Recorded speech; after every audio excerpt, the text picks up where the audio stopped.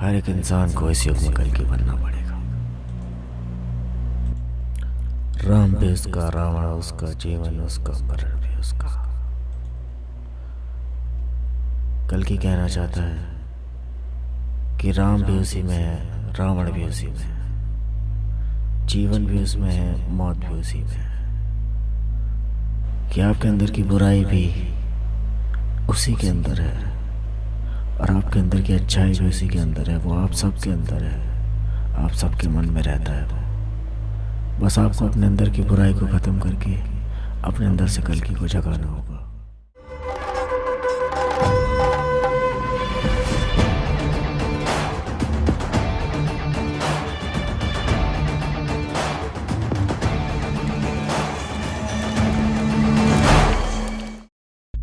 Hello friends, ये कहानी है कल के अवतार। कल के अवतार और उसके कर्मों की। वो क्यों आएगा, क्या करेगा, कैसे करेगा, उसका उद्देश्य क्या है। क्या भविष्यवाणियाँ सच्ची है? क्या कल के अवतार वैसा ही है जैसा भविष्यवाणियों में लिखा था? क्या वो आके तीनों धर्मों को एक कर पाएगा? और क्या होगा?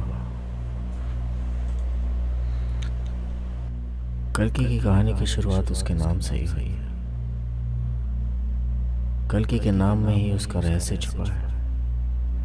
कल्कि, कल्कि, कल्कि एक कहानी है। कल्कि, बीते हुए कल्कि, आने वाले कल्कि। कल्कि एक ज्ञान है। कल्कि कोई इंसान नहीं, कल्कि कोई शरीर नहीं। कल्कि एक सोच है, बीते हुए कल्कि और आने वाले कल्कि। जैसा भगवान वैसा राक्षस। जिस तरह कली एक एक करके हर इंसान के अंदर घुस गया, वैसे ही कल्कि भी हर इंसान के अंदर एक एक करके घुस जाएगा। कल्कि कोई भगवान नहीं, कोई इंसान नहीं। कल्कि एक सोच है, हर एक इंसान के अंदर घुस जाएगा कल्कि।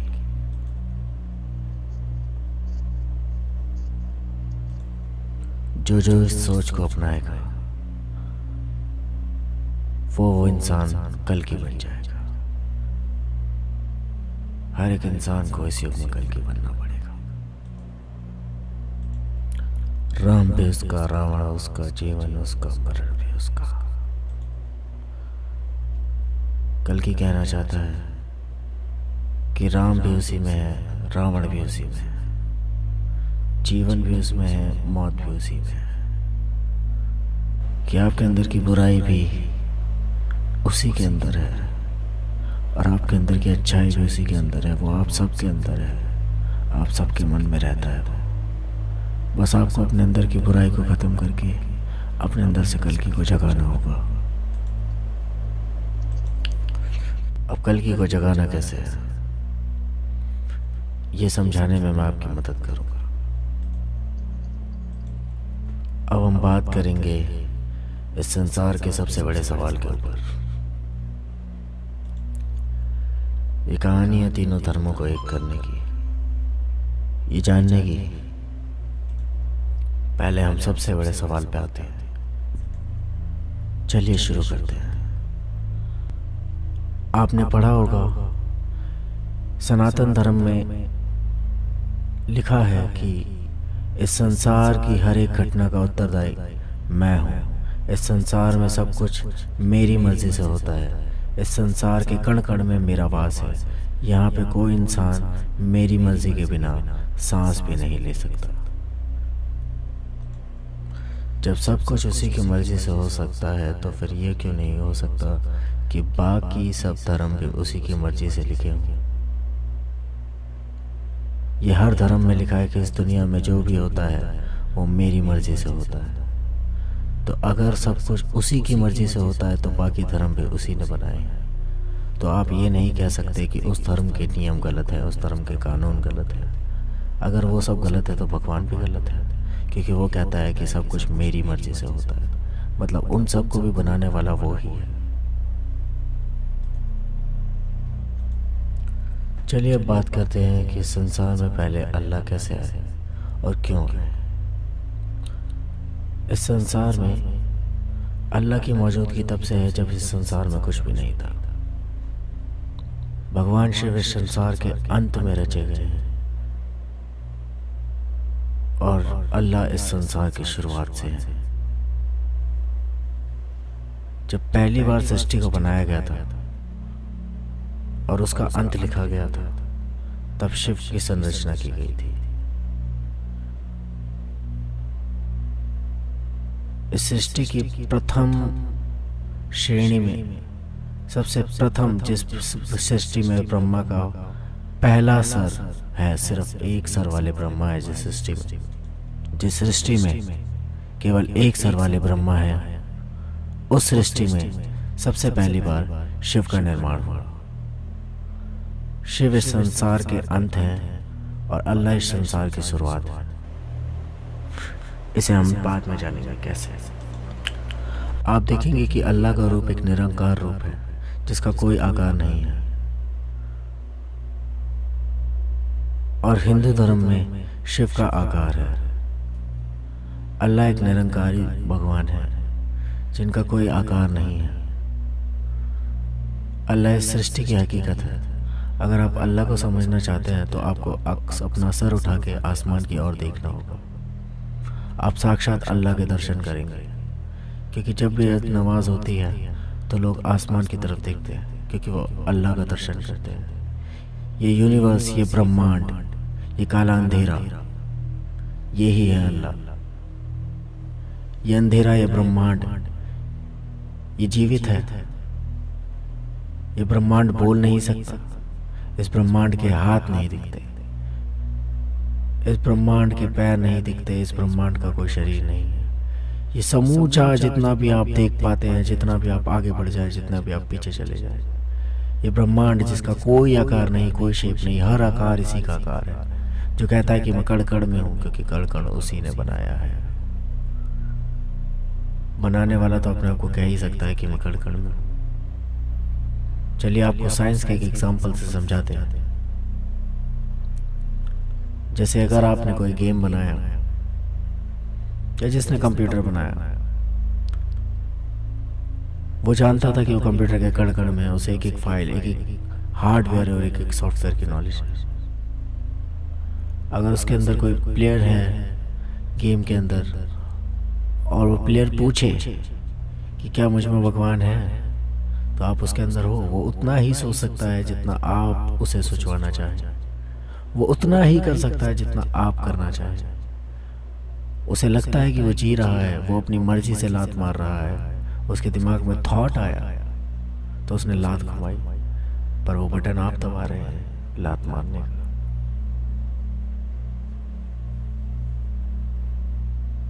ये सृष्टि भी बिल्कुल वैसे ही चलती है। सदियों पहले जब सनातन धर्म की स्थापना हुई, तब इंसान एकदम बेवकूफ़ था, ना समझ, ना उसे बात करनी आती थी, ना वो कुछ जानता था। वो किसी भी चीज़ को, हर चीज़ को साइंस समझता था। नहीं, वो हर एक चीज़ को चमत्कार समझता था कि कोई है हमें बनाने वाला, वो ही हमें बचाता है, वो ही सब करता है। वो चमत्कार समझता था। और अगर उसे चमत्कार करने वाला दिखे ना, वो उससे बात ना करे, तो वो उसे शैतान समझ लेता था, डरने लगता था उससे। तो इसलिए अल्लाह को मजबूर होके एक भगवान बनाना पड़ा। इस सृष्टि के अंत में सबसे स्ट्रांग एक पर्सनैलिटी बनाई अल्लाह ने, अब तक की सबसे बेस्ट पर्सनैलिटी। एक शरीर, एक ऐसी काया जो कभी नष्ट नहीं हो सकती, और उसमें उसको अपने नाम से आइडेंटिफाई किया कि ये मेरी बॉडी है, मेरा शरीर, मेरा शव, ये है शिव। जब शव में ईश्वर प्रवेश कर जाता है तब वो शिव बन जाते हैं। स्वयं ईश्वर अल्लाह है। जब उस शव में अल्लाह प्रवेश करे तो वो शिव बन गए। आइए अब इस कहानी को थोड़ा अलग तरीके से समझते हैं। मान लीजिए ये यूनिवर्स, जिसे हम अल्लाह भी कहते हैं, और परमपिता परमेश्वर, क्रिश्चियन धर्म में परमपिता परमेश्वर के नाम से इन्हें जाना जाता है, इन्हें एक राइटर मान लीजिए,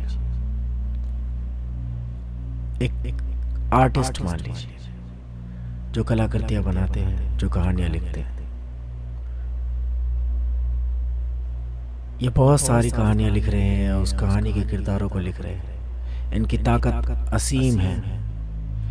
ये अपनी एक कहानी को 1,00,000 तरीकों से लिख सकते हैं और हर कहानी में अलग अलग तरीके के ट्विस्ट डाल सकते हैं।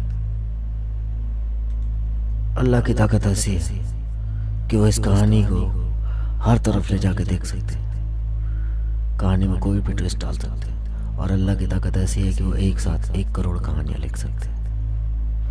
वो अपनी ताकत को परखते रहते हैं रोज कि मैं और क्या कर सकता हूँ, मैं और क्या कर सकता हूँ, मैं और क्या कर सकता हूँ। वो बहुत बड़े राइटर हैं और हर बार अल्लाह एक हीरो बनाते हैं। ये बहुत पुराने ज़माने से अल्लाह करते जा रहे हैं, अल्लाह करते आ रहे हैं, करते आ रहे हैं, करते आ रहे हैं।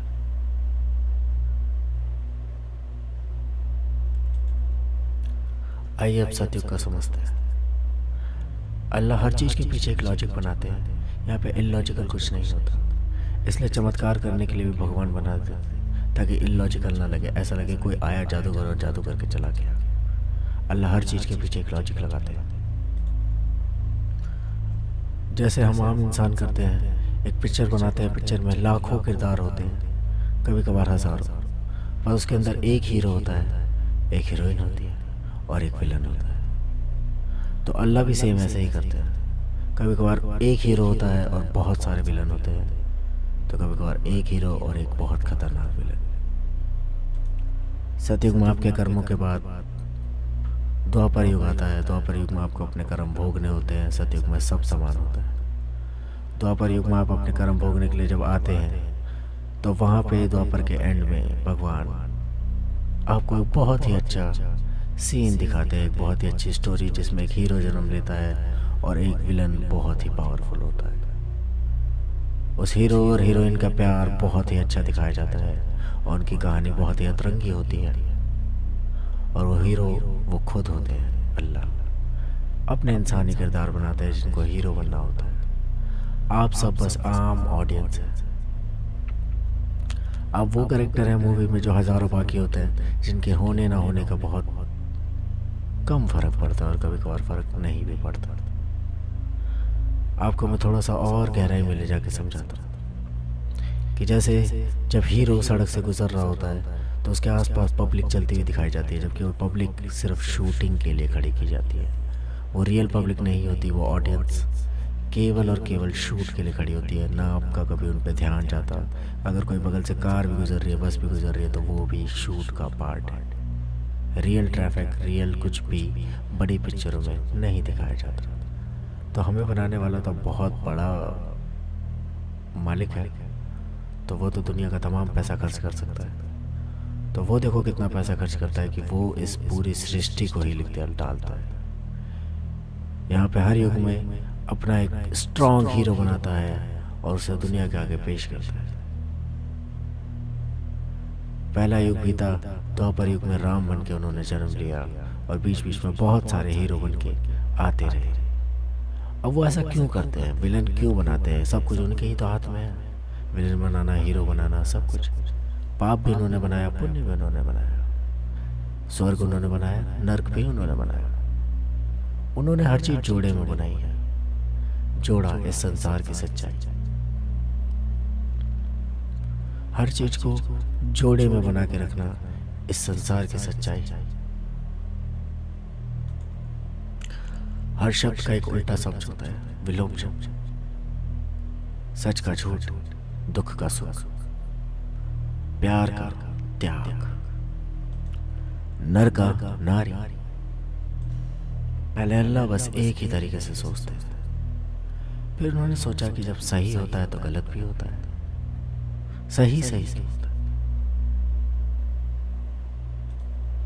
तो उन्होंने सृष्टि को एक अंधे कानून की तरह तराजू में दो पलड़े डाल दिए, एक तरफ अच्छाई रख दी, एक तरफ बुराई, ताकि जब जब वो पिक्चर दिखाने आए और हीरो की स्टोरी देखिए कितनी मज़ेदार होती है। भविष्यवाणियाँ होती है, हीरो आने वाला है, हीरो के बारे में सबको पता होता है, राम आने वाले हैं, कृष्ण आने वाले हैं और कल के अवतार आने वाला है। और कल के अवतार लड़ेगा, ये करेगा, वो सब करेगा जो लिखा है, क्योंकि कहानी लिखने वाला तो वो है।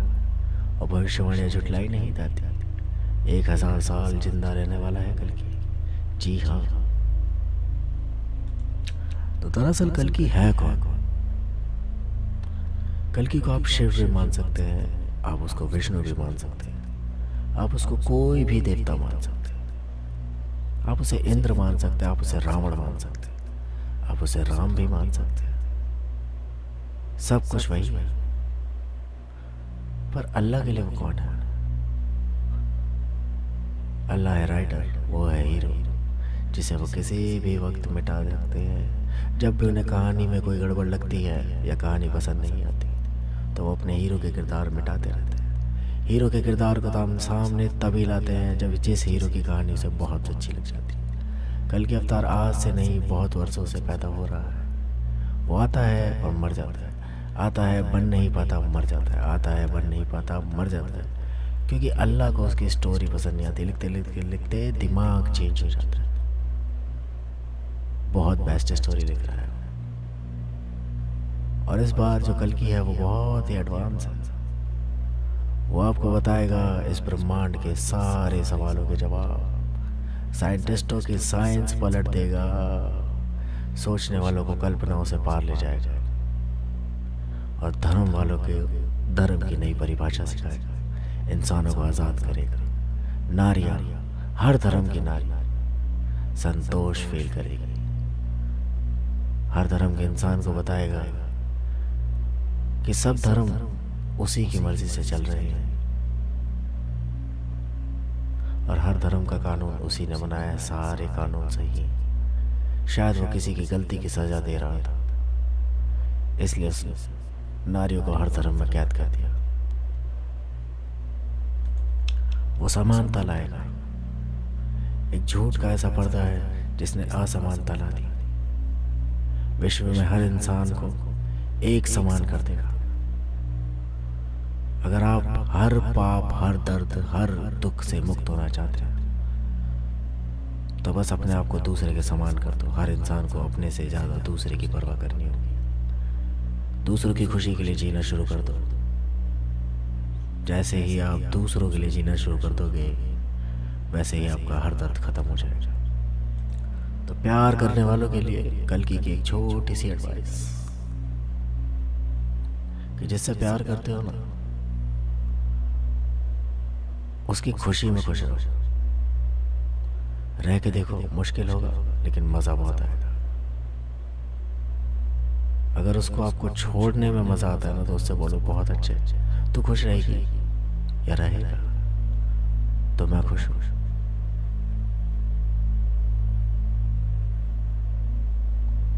जब आप दूसरों की खुशी में खुश रहना सीख जाओगे, तो आपको दुख होगा ही नहीं। चलिए इस कहानी को सुनाते हैं आपको, जो भगवान ने अभी लिखी है इसी युग में, और आपको इतना पसंद आएगी कि आप बोलेंगे हाँ ये सच है। तो साइंटिस्टों के हिसाब से इस कहानी को सुनाते हैं, इस ब्रह्मांड की शुरुआत के बारे में बताते हैं। तो बिग बैंग से पहले क्या हुआ, क्या कोई जानता है? तो ये आपको द कल के अवतार अपनी कहानी में बताएंगे कि बिग बैंग से पहले